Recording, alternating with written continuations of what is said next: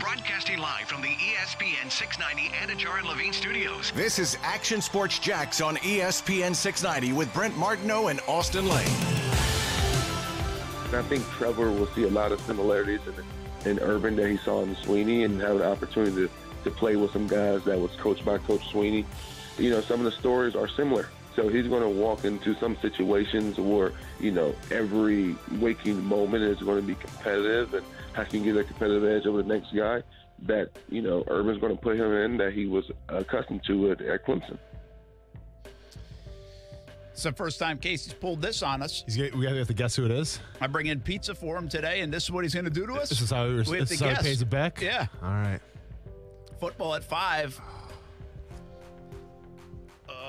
He's talking about... I was not like an ESPN analyst. That was like a coach or something. Reggie Bush. Or player. Oh, I thought it was like a college football analyst. No, it's not an it's analyst. like a player. It's a player. Somebody that played for Urban Meyer at Ohio State. Let's go. Relatively recently. Played the same position as Trevor. I was thinking, Oh, what's yeah. his name? Barrett. Close, but no. Oh, Close. I mean, you're I know the other dude. Yes. I can't... yeah, I know I'm close. I don't know the other dude's... I can't think of the other dude's name. The Heisman one? No, it's not Daniels either. It's Troy Smith, I was thinking. That was way back. That would have Barrett, been and too far then earlier ago. Cardell Jones. Thank That's you. it. Man. Point for Austin. Yeah. I was going to the Wayback Machine to get Brent. that was good, Cardell Jones. I was not going to come up with Cardell Jones. Yeah. Where is you he? got the shoes, you just can't make him dance sometimes. Where is he? I think he was with There it is. two of the Chargers at one time, and then Buffalo. Bills. Yeah. I think the Bills. Is he still playing? I can give him a Google. He might have went to that like AAF or something. You might. He was in that. He was in one of those leagues. He was balling. He's with the DC Defenders. So there you go. It is still. They don't have like a statue of Urban at Ohio State, do they? Like anywhere for? You were just there. I know. Well, you tell us. I should know. Yeah. I don't know. But I don't think they do. Okay. It was kind of like rhetorical question. I was like, I knew they don't. They could have. I don't know. But I always say this about the college football world and Urban Meyer. Mm-hmm. Like, I think Gator fans should have loved Urban Meyer more than they do. Won 2 national titles. Yeah. I understand things didn't end great. I understand they weren't very good. And that's why they don't love Urban Meyer, by the way, is they weren't good after. Mm-hmm. So it took them until Dan Mullen to get now better and good again. And so they had to go through that process where they weren't good, and they blame Urban because he left and all this stuff, right? Yeah. And, of course, he popped back up at Ohio State. Well, I believe you could make the case that the year 2014 year that Urban and Ohio State won the national title is like the greatest coaching job of all time to use 3 quarterbacks to do it. I mean, it's unbelievable. Yeah. It's unbelievable. Like, and so that's where I get to the statue part. Like, you should build a statue for Urban Meyer for just being based able off to that. just 3 quarterbacks. Yeah. Well, now they're all great quarterbacks. I mean, they're great college quarterbacks. You know. Yes. But more impressive, that or Tua Tagovailoa coming in and saving the day? Tua. It was a half of football. He had never played. I know, That's what but I'm it was a getting at. half of football. But I'm saying more impressive. Like, I mean, I mean, he went through they played 3 quarterbacks in a year and won a title. Yeah, it's Ohio State. They're all 5 stars. It's not like one of them was a 2-star. This shouldn't be couched. That's not my point. Then great job recruiting. I mean, from Urban Meyer? Yeah, great. Not only great job recruiting, but also you still have to coach him up. And does anybody pay attention to the 3rd-string quarterback all year? I mean, but if your 3rd-string quarterback gets drafted, then you probably did something right. What do you want? 4th? Drafted. Yeah, but I mean, okay, it's still pretty. Okay, I mean, I'm not taking anything away from both of 800 them. yards, but I mean, that's about it, I guess. But when you have Braxton Miller and JT Barrett, like, yeah, they were pretty highly regarded quarterbacks. Still at the case, you know. And then you bring in Cardell Jones, who looked like he belonged.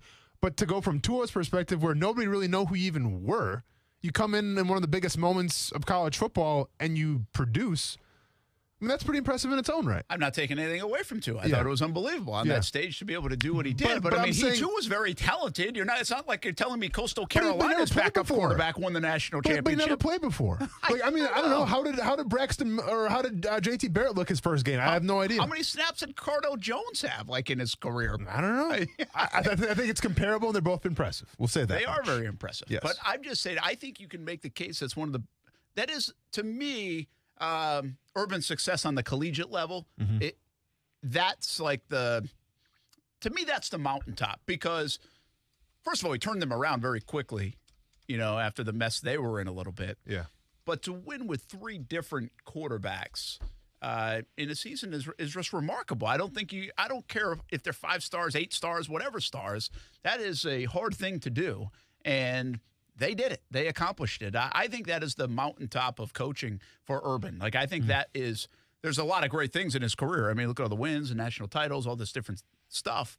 But for what he did with that situation, like I said, that's where I go back and say, I think there should be a statue of Urban Meyer outside of the shoe but I also someday. think it might be even more impressive of what he was able to do with Chris Leak and win a national championship, because the Tebow mix. But because he essentially had to change his whole offensive philosophy to fit Chris Leak, because the Urban Meyer offense wasn't supposed to run through Chris Leak, but he made it work for Chris Leak. Yeah, and he made at it least with 2 quarterbacks for sure. And at least with with Cardell, I get it, they're different body types and all that, but they're the similar players, right? I think Cardell Jones was a little bit of an outlier because he was the bigger dude. Yeah, he wasn't going to run as much as those other guys. But all that offense kind of fit, let's just say, in the circular hole. Yeah. You had a square peg, if you will, with Chris Leak, and he still made that work. So that might have been more impressive, actually, from Urban Meyer to being an offensive-minded coach, tailor your offense around Tim Tebow and obviously Chris Leak, and win a championship. That's fair enough. And also, again, in that same scenario, flipped it around rather quickly. Yeah, for sure. And very quickly in Gainesville. I mean, you take a couple of those circumstances, and you think it shows you how good a coach he is. He'll never get a statue in Gainesville, you think? No, and that's I've always wrestled with this, with Gator fan on this, and always just can't believe it. Again, I understand how it ended isn't great. Pops back at Ohio State. I get some of the angst of it. That's not even the reason. In my estimation, I think Gator fan has fooled themselves over the years. That's not the reason that they didn't like or weren't as big and raising the pom-poms and falling in love with Urban Meyer. The reason is because they stunk after he left. That's why they have a problem with Urban Meyer leaving. But doesn't that show how good he was? I understand. Yes, it does. So and there so my you go. point is, Gator fan should appreciate the 2 national titles way more than they do for an Urban Meyer. I've always said that was way before he even got here. I mean, I've been saying that for years and years. And I'm not emotionally attached to the Gators, so I can say that. Yeah. But from my perspective, I asked this question years ago. And I think it's changed a bit over time. I guess time heals all wounds or whatever. And by the way, time heals a little bit in this situation because the Gators are back a little, right? They're competing again. They're top 10 in the country again. That helps it. That makes Gator fan feel better. But if I ask this question in 2014 or whatever year it was, and McElwain's messing it up and Muschamp's messing it up, and I said, hey, Urban Meyer comes back for a celebration of the 2008 national championship team. Does he get a rousing ovation or does he get booed? And I don't know if we knew the answer. Booed. Probably a little bit of both, I would say, yeah. And my point is, he should get a thunderous ovation for 2 national titles. Yeah, enjoy those 2 He national will titles. now. But he will now. But again, that's my point. Now I think it's shifted. It's changed a little bit. I think he has a chance to even come back here in the Jacksonville area This and will kind help. of, help that. And again, it's good. It's good timing. Dan Mullen, his buddies down the road doing well, all that stuff. So it's going to end well, I believe, at the end of the day. But there was this period of time where I just couldn't get over the fact that I understand, again, why you were disappointed as a fan and all that stuff. But it's like, hey, that guy, you had to remind people, that guy won you 2 national titles. And see, there's a totally different thing about Urban leaving Ohio State, because what has Ryan Day done since he left? Win. He's done very well. Win. So there's a different feeling in Buckeye land about how it all ended. It certainly doesn't come with the angst that it did here in Florida. Donovan was there, Billy Donovan was there, Urban Meyer, right? At the same time or not? Yes. Or was it? Oh, yeah. And then they both won at the same time. Yes. Well, yeah, they had all So, that back-to-back run and then the yeah. title run. I mean, it was the glory. How was Billy Donovan perceived as Florida Gators? They loved appreciate him? He's going in the Hall of Fame this Yeah. year. Do you the think court's named after him. Yeah. Do you think there's any greater coaches at one university at one time, like at the same time, than Billy Donovan and Urban Meyer? Probably not. The short answer, maybe not. Mm-hmm. And I'm talking just basketball and football, obviously. I mean, if you want to put baseball in the mix, you can. No, I know what you're saying. But Yeah. that run, back-to-back titles, national championship, and then national championship again a couple years later. Yeah, it's a very hard thing to duplicate. Yeah. And there have been great coaches over the years, but it is a great dynamic. I think it's a fascinating dynamic. And again, I have a very neutral view of this from where I sit. I'm not tied to the Buckeyes, tied to the Gators, there's no emotion in it for me at all. But it's I don't even know how we got on this subject. But because you're tied to Urban Meyer. Yes, I'm not tied to Urban Meyer, I guess. No doubt. Yes. Yeah, I still have really no idea how we got on the topic because now we're going to Walker Little. Yeah, so let's get it. Let's transition to Stanford. Yeah. And Walker Little play a little bit of right tackle stuff today out there. I like it. The more you can do. Is it the more you can do, or potentially could it be Jawan struggling? Because Jawan Taylor hasn't stuck out to me at much, even positive or negative, but the pads just went on. No, for sure. It could be Juwan struggling. It could be a message for Juwan. It could be just getting Walker Little acclimated at the right side as well, just in case he's going to be a swing guy. You can go on either side. I mean, injuries are prevalent on the offensive line sometimes, so you need a guy that can swing. Well, or does it say we're not comfortable if Will Richardson has to go over there? Well, I think there's a combination of that, too. Yeah. Or does it say, hey, we're going to find as many spots on the field. We'll play 6 offensive linemen to get Walker Little on the field. Well, I think it's the standpoint of we like Walker Little so far. We like what he's bringing with his mentality. He's ahead of where we thought he was going to be. So let's try to get this guy on the field as soon as possible. Yes. All right. More to come with Walker Little, including right now my conversation with the big offensive lineman here today. All right, man. Hey, no disrespect to the offensive line, but not often in camp can you find a star of camp from at least the outside looking in that sits on the offensive line. You're getting a lot of good reviews. Do you feel like you're playing well? Yeah, I mean, I feel like I've had a good camp, but I mean, there's a ton of stuff I got to work on. That's what's good about being in the NFL now. Every day you kind of learn new things, going against the best players. Any small things can get exposed, but we got a great coaching staff that's helping me along, and some really good veterans that are teaching me a lot. You haven't played in a couple of years. It's been much talked about. Yeah. Is this acclimation to the NFL what you expected? Is it coming a little easier than maybe you even thought? Or what's it like in terms of now being in the NFL? No, I mean, I think it's about on par. I mean, I've been here for a few months going through rookie minicamp and then OTAs.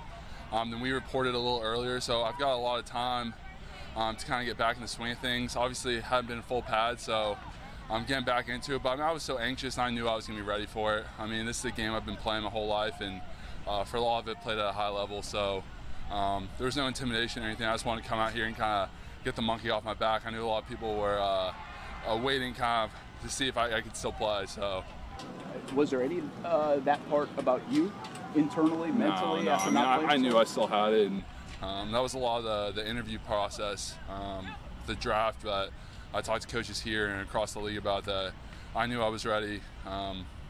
I knew I could still play. I knew, obviously, from the outside looking in, not playing almost 2 years, it was going to be a big red flag, but I knew the type of player I was, and I was very confident about it. What did you do last year? Because obviously when you have an injury, you're doing all this stuff to rehab. But like last year, did you do some things that kept you sharp? Yeah, I mean, I was able to work with a lot of various O-line coaches from across the country, just trying to get any of them to kind of come in and work with them. Obviously, I was training a lot, which was a huge help to get in shape and just get a lot stronger. It's a big jump from college to the pros in terms of strength level, so I used that time to get a lot stronger and just work on technique, and a lot of that's carried over, but I've also learned a ton of new stuff here that I'm trying to work on now. Are you and Caleb on okay? Because we've seen some really intense battles out there. Yeah, I know. Me and Caleb have known each other for a very long time. I mean, we went both from Houston. High schools were kind of across town from each other. We went to a lot of camps together. Our families are good friends, so we go back a long way, so it's all good. It's all love between us. Yeah, is that what this is all about, though? I mean, that's about these battles, right? I mean, that's what your position's all about. Yeah, I mean, it does come down to a lot of those one-on-one battles, and that's why those one-on-one drills are so meaningful. And especially when Coach Myers kind of behind your back, putting all the pressure on you. it replicates the game situation when you have to put it all on the line to protect your quarterback and let him get the ball out and make a play. You've been a good player for a long time, and that means you're usually playing. How different is this role pushing somebody else that's an incumbent like Cam and other linemen? I mean, for me, it doesn't really change much in terms of my focus is on me and trying to be the best player I can be, and ultimately that's going to be the best for this team. I'm not worried about starting or not starting. I know what my role is on this team, and it's to be the best offensive lineman I can be. So I'm just trying to come in each day, focus on my craft, fix something each day, and just try to be the best offensive lineman I can. You seem like a nice guy here, a Stanford guy. I mean, you look pretty mean out there, though. Yeah, I mean, you got to be a different person when you're on the field versus off. So that's kind of a part of the position and part of being a football player. You guys get in the stadium on Sunday as for a scrimmage, and then you got a preseason game coming up. Is there an anticipation for a young guy, a new guy to the NFL, to get off this grass and get inside there? Yeah, I mean, I think there always is. As a young guy or an old guy, you get tired of going against your teammates all the time, and it's good to get some new faces. But even just a scrimmage, it'll be good to get kind of more of a game environment. I mean, for me, I haven't played in a live game in a while, so I'm super excited to get in the stadium. First time kind of playing in the stadium. And then especially anticipating when the Browns come to town.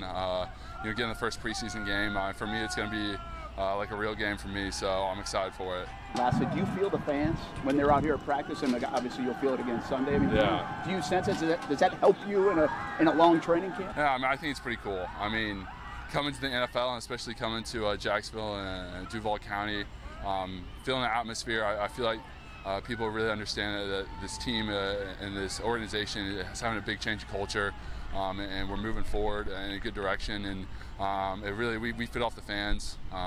We love them, and we definitely can feel their love when they come out here and show us support, even when it's hot and they're all sweating around. So it's been fun. That is Walker Little, seriously one of the stars of camp as an offensive lineman. I mean, the narrative around Walker Little has been really good, really strong. People want to see this guy play. How soon before he does take one of those jobs? I think we talk. We said this earlier in the week, and just to kind of recap it, since we caught up with Walker Little, I believe it's getting more and more clear that Walker Little eventually is going to be part of this offensive line. I don't know if that's at the outset of the year. I don't know if that's sometime during the season, or is that in 2022, where even Cam Robinson held him off, but Cam Robinson at left tackle in 2022 feels like doubtful because of how Walker Little looks. Yeah. That's super early in camp. Again, we haven't played anything. It's that kind of narrative, though, that Walker Little has displayed so far in camp. No, for sure. Now, is he ahead of where everybody thought he was going to be? Yeah. I mean, Urban Meyer was the first one to say that, and then I take Urban Meyer at his word for that. At the same time, though, we haven't seen him in live reps yet. We haven't seen him, in a preseason game format or obviously regular season game format. So keep in mind, this guy hasn't played in a couple of years now. He's looking great on one-on-ones, and obviously one-on-ones right now is where you stand out and everything. But let's give this guy some more time. I mean, I'm not ready to call him the starter week 1 against Houston. I think he's doing a hell of a job so far, and like you said, one of probably the brightest spots of camp so far. But let's let him acclimate a little more, because he's still got a long road to climb, I feel like, in terms of cementing himself as a starter. I thought the stuff on Chason was good, man. Oh, yeah. He clarified a little bit. I mean, he basically the families know each other. They know each other. I mean, we've seen some battles out there. No, but I don't know. Maybe I'm reading too far into it, but I think there is definitely some nastiness to Walker Little. And I get, we've seen the Chason stuff, but also I mentioned this at practice. I don't think I talked about it on the show yet. But there was an instance where, like, everybody was kind of, like, shaking hands after one-on-ones, which is pretty common. You shake hands, hey, good job, we'll go to team now and whatever. Walker Little doesn't shake hands. Walker Little walks by everybody and just kind of ignores everybody with, like, no, like, hey, good job or pat on the back. He was going on to the next station, and he was the only guy to do that. Now, that was one day, so I don't want to read too much into it. But I think there is a little bit of nastiness there with Walker Little, it's not fair, because you can't go to Stanford, get a Stanford education, and then also you have some nastiness to you. You can't have the best of both worlds. I think the whole key of this guy is just the health. Can he stay healthy? And that is like the only red flag. This guy would have been a first-round pick. If he had played last year and stayed healthy, he would have been a first-round pick. Yep. Would have been highly talked about, highly touted. I feel like we've done this before with the offensive linemen. The Jags get in the second round. Mm-hmm. Cam Robinson, Jawan Taylor. But I think the upside and value in that pick for Walker Little in the second round is extremely high. Although I will remind people we have said that about Cam Robinson. No, Jawan for sure. Because some people thought both would be a first-round pick, and the Jags got him in the second round. Well, and even he admitted in that interview, I mean, he's got stuff to work on. I mean, and you see that. You know, he's nowhere near perfect yet, as he shouldn't be, because you're literally in the second week of training camp right now of your rookie year, and you haven't played football in a couple years. So, yeah, there will be some growing pains. There'll be some time to acclimate, and I think we could very well see him halfway through the season become a starter. You take 2 years off in football. Hardest position to come back and play. Ooh, quarterback. The offensive quarterback's let's obvious. eliminate the quarterback. Okay. I feel like receiver, tight end, you come right back into it. Running back is kind of a natural, instinctual position. Is that fair to say? Yeah, I would say corner. Probably cornerback. Yeah, because you're on an island usually, can't replicate it. Yeah, I mean, you're either in or you're out. So I would probably say corner would be the hardest position. Because the way I say it like that, I think that it's the hardest position to go from college to the pros. Aside from, once again, quarterback. But I think cornerback is actually probably the hardest position. Yeah, that's a good call. I'm just thinking of it because from an offensive lineman standpoint, it's really hard to go find another 300-pound guy you can match up with. No, I mean, for sure. And do reps. For sure. No, it definitely is. At the same time, though, like in terms of your footwork and your stances, like, I mean, you can work on that. You can always go on air. I forgot. I was watching. What's his name in the hospital? Was wife pregnant, right? Yeah. I forget who that was. Yeah, too now, for sure. But somebody recently. Yeah, but I just feel like with cornerback, I mean, it's hard to. All right, hey, can you go find somebody at your local track that can run a 3 as a wide receiver and give you some looks? Like that's and not be physical easy. Exactly. and yeah, that's good. Am I wrong to think middle linebacker? Because I don't know how you simulate knowing where you're supposed to be with nobody else out there. You know, I think with middle, but you can did a tackling dummy at least, and work on your form. You know, where you're going to go grab, tackle a running back. I would say middle linebacker is one of the easier ones, honestly, just because in terms of your responsibilities, I mean, yeah, the biggest thing with Case, it's the physical standpoint, right? Because it's not necessarily you have to go all these drills on air and like, okay, I didn't need to get a running back to hit this. No, but like in order to take on a lead blocker, in order to take on a double team, like, yeah, that is hard. Like you can't just do that and come back right away. But I think in the grand scheme of things, there's harder positions.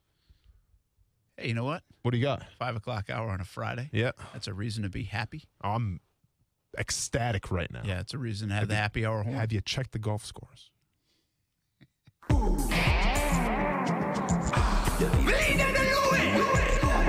good vibes. Taste the islands and every drop of Vida de Luis tequila. 100% blue agave from Tequila, Mexico. Good vibes. It's a celebration! VitaDeLuis.com. That's the place to go to find out where you can get a bottle of Vida de Luis tequila, locally owned tequila from Jack's Beach, made in Tequila, Mexico. The only locally owned tequila in Jack's Beach. Find out where you can pick up a bottle in Añejo, Reposado Blanco. VitaDeLuis.com. Raise a toast to the weekend. When we come back, we will find out why Austin's so giddy about golf all of a sudden. And some more Gardner Minshew from today. I want to get to a couple more things on Gardner. It's on the way when we come back on ESPN 690. Happy Friday. Hope you're doing well. Heading into the weekend in style. We'll see you at the scrimmage on Sunday. If you can't make it, Fox 30, the place to be at 9:30 in the morning. We'll show an hour of that for the first time ever. Football season is wrapping up, baby.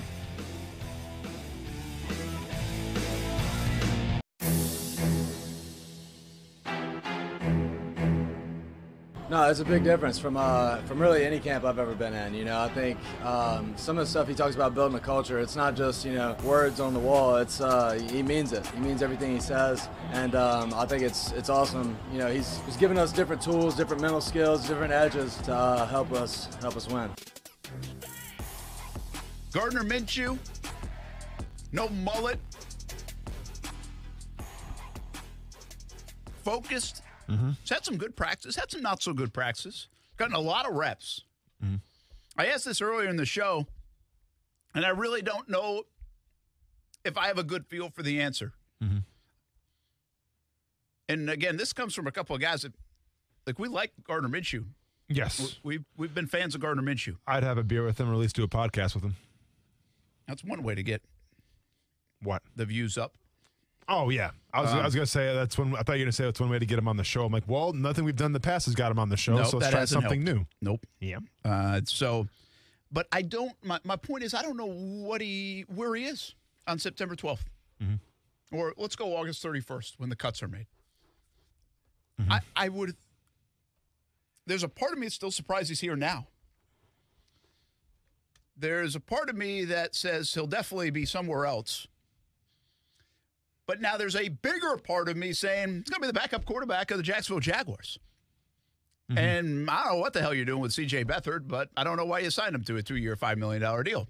So let me ask you this. If Gardner Minshew was the backup quarterback of the Jacksonville Jaguars, what does he bring to the table as a backup quarterback, and why would you want to see him here as a backup quarterback? Well, he brings to the table the ability to the experience and winning some games. How many? Do you mind looking up how many games has C.J. Beathard won in his career? So Gardner brings, for this regime, a rookie year where he went 6-6. Last year got derailed. Now, the win-loss record wasn't good, so I'm not going to boast about that. And obviously fell out of favor, got hurt with the injury, had all that stuff going on, and didn't play much, a little bit here or there. But the whole season got derailed for whatever the reasons were. And so then I would say, for this regime, he's taken a ton of reps, Austin. Mm-hmm. Like, he's taken a ton of snaps. He now has rapport with the receivers. If he didn't last year, the new guys he has now, because he's taken reps with the ones. He's taken reps with the twos. Very few times have we seen C.J. Beathard taking reps with the ones. So that's what I would say he offers to this. Some experience, the ability to play the position at a level that can win games, and now a ton of reps in this Urban Meyer, Darrell Bevell offense, and way more than the other two quarterbacks that you would presumably would be in competition to be the quarterback. So C.J. Beathard in his career is 2-10. Yeah. Not okay. Good. Not good. Yeah. Okay. But no, here's what I'm trying to get at. Do you think I'm right though in what he offers? I think he offers a spark. All right. I think he offers a spark, which is one of the most important traits, in my opinion, of a backup quarterback. But let me ask you this question. And I'm knocking on the biggest piece of wood that I can find. You can hear it in the headphones. Yes, you can. Okay. Trevor Lawrence gets an injury, and it's nagging, whatever you want to call it, groin, hamstring, week 2 or 3. Gardner Minshew goes in. Where are the Jacksonville Jaguars after that then?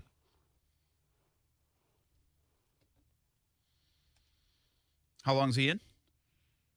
We'll say 10 games. Oh, my gosh. What are you trying to do to us on a Friday before the weekend? Did I not just say that I'm knocking on the biggest piece of wood of all time?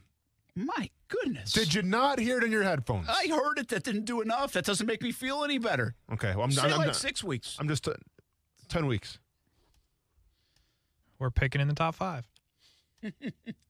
That's one way to look at it. Brent, your answer. So what's our record here in Jacksonville? I don't know. Okay, I like I say our, like I'm on the team. I mean, the question is how many games is Gardner Minshew going to win? But let's say Trevor Lawrence goes 2-1. Okay. Out for 10 games after that. Where are you at? Let's be realistic about Giannis at the foul line right now, everybody. By the way, Grayson Allen traded to the Bucks. Oh, we'll get into that later. I mean, 3 they and just 7. keep reloading. 3-7. So now they're 4-9. 4-9. When Trevor comes back. Not going to the playoffs. Nope. Losing season.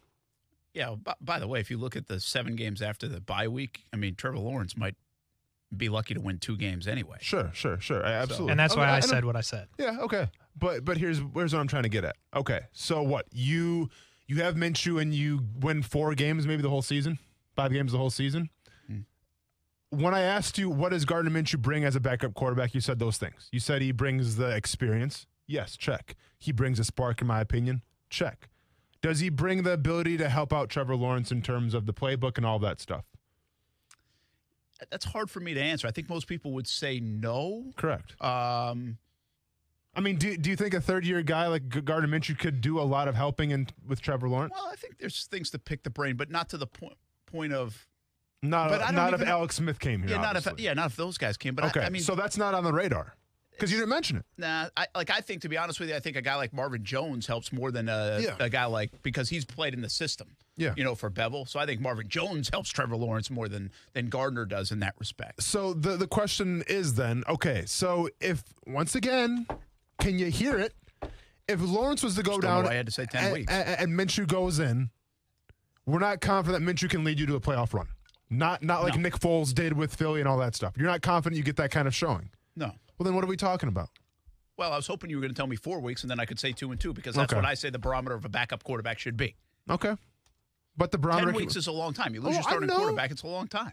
Okay. I mean, listen, if 8 weeks, if Tom Brady goes down in the Bucs, I mean, is Blaine Gabbert going to go better than 3 and 7? 8 weeks. Kyle Trask is. I don't know. Ben Roethlisberger went down, and the Steelers did okay. Yeah, I mean, they probably almost didn't even play a quarterback. They just kind of handed it off. They win 8-8. Yeah, I know. Okay. So you can do it. That says less about Mason Rudolph and their quarterback, though, I think it did, than the rest of their football team, if we really watched that. Okay, well, nevertheless, though, they still went 8-8. Okay, well, it's a 1-15 team. I mean, we got the Jags going 6-11 anyway, or 7-10. The point is that if you can get something for Gardner Minshew, that was more than what you got for him. And yes, and I understand that Urban Meyer wasn't here when you drafted him in the 6th round. But the businessman in you says that if you can get more for Gardner Minshew than when you got him, then why are you hanging on to Gardner Minshew if he can't take you to the playoffs? Okay, but listen, I don't disagree with that, Austin. That's why I started and I said I'm surprised he's still here. Sure. But in my estimation, the bottom line is the offseason, whether there was a month where they tried to trade him, he asked for a trade, who knows? If I was his camp, I would have.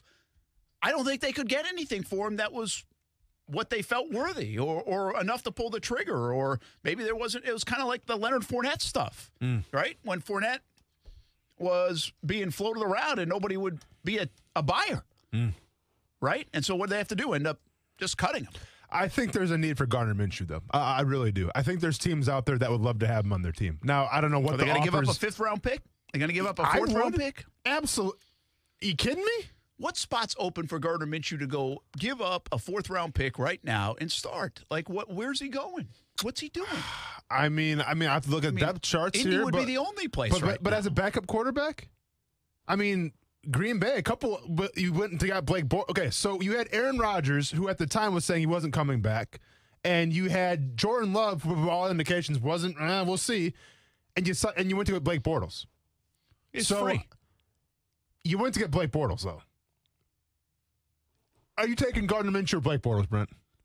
I would take Minshew. Okay. But I would take Bortles for free until over a 5th round pick? Because I saw the Jacksonville Jaguars spend his 5th round or 6th round pick, whatever it was, on Joshua Dobbs. And he got 0 reps here. And now he's back in Pittsburgh. Like, let's stop acting like 5th round picks are careful. I mean, it means a lot. Does it really mean that much? You see where you're going here. No, I mean, you said it many times ago. And you said they're crapshoot picks. You said they're crapshoot picks. Do you think the Jaguars batted an eyelash wasting a 5th round pick on Joshua Dobbs? Carlos Hyde, the first time around? Yeah, I think they regret both. Okay, but I didn't see outrage saying, "Oh, you gave up a 5th." I mean, there's 5th round picks. You got Joshua Dobbs. Like I think a 5th round pick. The Green Bay situation you mentioned is different because there was this idea that Rodgers could come back by the time he did. So they weren't going to go trade somebody. Now, if they had gotten to September and Rodgers wasn't back, maybe Minshew becomes a very viable option there. Yeah. Right, to trade for. They just weren't in the desperation mode. That's what you have to say. I don't even know if you have to be desperate to go get Minshew. I'm not saying that. You have to be maybe in desperation mode to go give away a 4th round or 5th round pick. Listen, we might not think 5th round picks are a big deal. GMs do. Right? GMs do. They don't want to give up that. Some 6th round GMs pick, do. you're okay. A 6th round pick, you're okay? 6th round pick, you're fine giving it away. I mean, listen, they traded Blaine Gabbert for a 6th round pick. They got a 6th round pick out of San Francisco. That tells you GMs are like, whatever on a 6th round pick. But I think 5th round picks, GMs are a little bit less, whatever, on a 5th round pick. So they've got to go do that to get a backup quarterback. You must really need it. Okay. Good thing Zach Wilson showed up, or the Jets would be calling. That's a good point. Okay. Well, the Jets' backup quarterback situation is atrocious, right? So they could call. Would you take Minshew or Joe Flacco? I would play Minshew. I mean, Flacco's done. Could the Eagles come calling? Washington football team? I think you could name a few teams, yeah. But I would be... The Detroit Lions? I don't know what... Who's David Blah? Blah. Blah. Do you know who David Blah is? No. That's the backup quarterback in Detroit right now. Holler. What should I give you if the Jags get better than a 5th-round pick for Minshew? Say it again. Sorry, I'm looking at depth charts. Jake Browning something. right now in Minnesota, everybody. Buckle your seatbelts for the backup quarterback and Jake Browning. You something. Okay. I will get you something. Now I'm listening. Go ahead. If the Jags get better than a 5th-round pick for Minshew. You're going to buy me something? Yes. Okay. So the bet is by the time, the season's over? I don't care when. Okay. I'll go the whole season for you. That they can't get something better than a 5th-round pick. Yeah. It's got to be a 5th-round pick. So it's a 5th-round pick, it's a push. Or what are you saying? 5th-round pick is a push. That's fair. No, 5th-round pick's a push. 4th round or better, no way. I'll buy you something. Why is a 5th-round pick a push when they got him for a 6th round? Fine, I'll give you a 5th. Oh, that was, and that's your last mistake. That was your last mistake. That's how you negotiate. That's the art of the deal right there, baby. That's the art of the deal right there. What if it's an actual football player? How do we decide? Not a pick, like a human. We will leave it up. No, Vegas is off. Brent, we'll leave it up to the audience to say where would that. We should go off their Madden ranking. Exactly. Thank you. Where's the compensation? Where was that player drafted when he was a rookie? Boom. I think Gardner Minshew's going to be the backup quarterback in Jacksonville. I don't know what that means for C.J. Beathard. Okay. But I think this camp is proof. The reps are not stopping. What are you putting on the table here? Just another. I went 7-1 in bets last year. I didn't see anything. I went 7-1 and I didn't see anything. Well, you got to put something on the line, man. All I got was pride. Cool. I beat Brent. Nice. And nobody believes you anyway. We'll figure it out. We can go back to the footage. We'll hear from Mike Norvell. We got some USC. Got some golf talk we too. Got some to get into. Golf. Yeah, we better get into that. All real that quick. in like a few minutes to finish up the show on a Friday. We'll be back. Action Sports Jacks on ESPN 690. Oh, man, LaVisca looks amazing. You know, last year, pretty much we just had to get him the ball any way we could. I think he's taking his route running to another level. I think he's taking, just working on catching the ball. Catching the ball great right now, which is something he's kind of always done. But say his route running and then just learning the offense is two big things he's improved on. That is Gardner Minshew talking about LaVisca Chenault. Everybody's been talking about LaVisca Chenault. If you missed our interview with Walker Little from the Football at 5 hour here, you can always go back and check it out on YouTube, Facebook, Twitter, Twitch.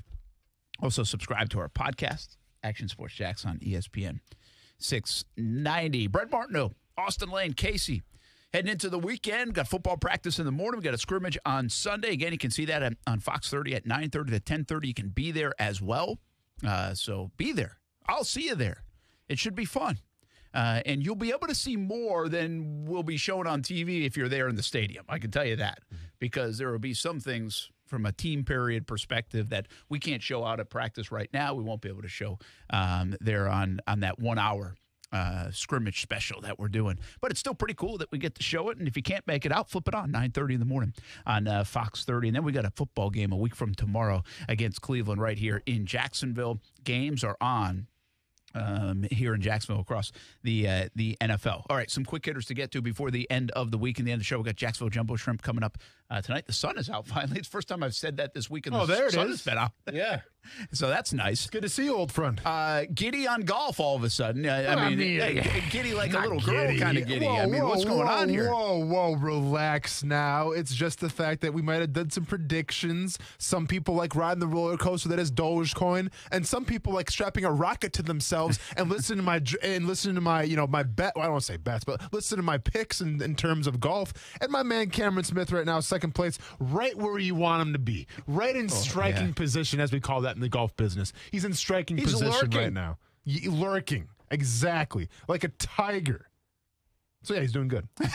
Cameron Smith, by the way, lives in Jax Beach. Yeah, Australian golfer, but lives in Jax Beach, and he's really played well. I mean, he's a good player. Good player. Doesn't do like anything like exceptionally well. He's not like this guy that drives it 380 yards. Correct. Yeah. Right? He's not like he doesn't putt like Jordan Spieth, does he? Like he now is putting like Jordan. He's a good putter. Great. No, he's a good putter. He's Always always a good putter. I've always said that about Cameron Smith. I've always said that about him. I don't hear his name mentioned in maybe just because you don't hear his name mentioned that much. Do you know what I call him personally? Scotty Cameron, because he's that good at putting. Last time I saw him at the Lemon Bar hanging out, I go, Scotty Cameron, good to see you. How's that putting going? He said it was good. He's by far the most interesting man in golf, though, with the mullet and the stuff that he does. He's such a personality. But you say he's known right now as putting. You pay attention to week in, week out. He putts well, yeah. I mean, of course, you got to putt well if you perform well. I mean, that's the only the thing that yes, it does. That's the only thing that matters on the tour. Like I tell, if you look at the end of the week and somebody in the in top 5, top 3 wins the event, guarantee from 10 feet and in, they are some crazy number, like 55 out of 56, 10 feet and in. Sure. That's where they win the events. I mean, everybody can hit the ball down there. Now, what golfers will tell you is the long irons separates like the really, really good players, like hitting it to 8 feet instead of 18 feet, because you can obviously make more putts at 8 feet than you can at 18. Yep.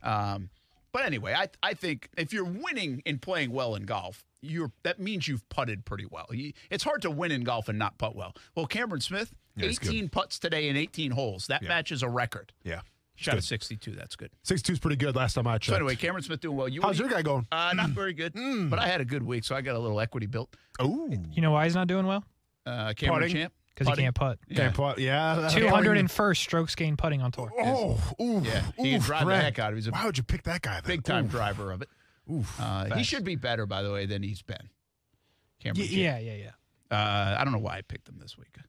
I should have picked Harris English. He's leading it, and he's a Jags fan. Who do you have again, Casey? Daniel Berger. Oh, yeah, that's a good solid pick. Where's he sitting right now? Number 11, I think. T11. Okay. 4 strokes back at Cam Smith. All right. I'll see you in the finals. UFC. Finals? I don't know. UFC this golf, weekend. you know. What you got? Yeah, UFC, big card we got. We got UFC 265, the Black Beast, Derek Lewis taking on Cyril Gane, taking place in Houston. Very interesting card. Main event, though, Derek Lewis, Cyril Gane. I love how I got 2 minutes to talk about it because the music's playing, but it's all good. We had the whole show to talk about it, but it's all good. I'm taking the Black Beast, Derek Lewis, plus 275 right now. And you can back me up, Casey. Crazy odds. You gotta put the mortgage on it. Brent, whoa. Yeah, man, I might, though. Okay, but here's the thing. Heavyweights, right? Anything can happen. 5 rounds. You got Cyril Gane, who's not known for his power, but he's known as a technician. Great knees, great kicks, great punches. Black Beast, all he's looking for, they call him the Black Beast for a reason. He's got a right hand, it's all he's got. Now, can you avoid that right hand for 5 rounds if you're Cyril Gane? Can you take him to the ground? Possibly, but Derek Lewis won't stay there. I think Derek Lewis catches him. And I get it's a giant underdog right now. I like the Black Beast, man. Plus 275. It's crazy. Wow. For any heavyweight fight plus 275, you almost got to pull the trigger on it. Yeah, no doubt. Because anything can happen in heavyweight fight. Hey, if it makes you feel better, a little UFC talk bumped Mike Norvell and Florida State quarterback talk out of the way. It's a good point. It's good.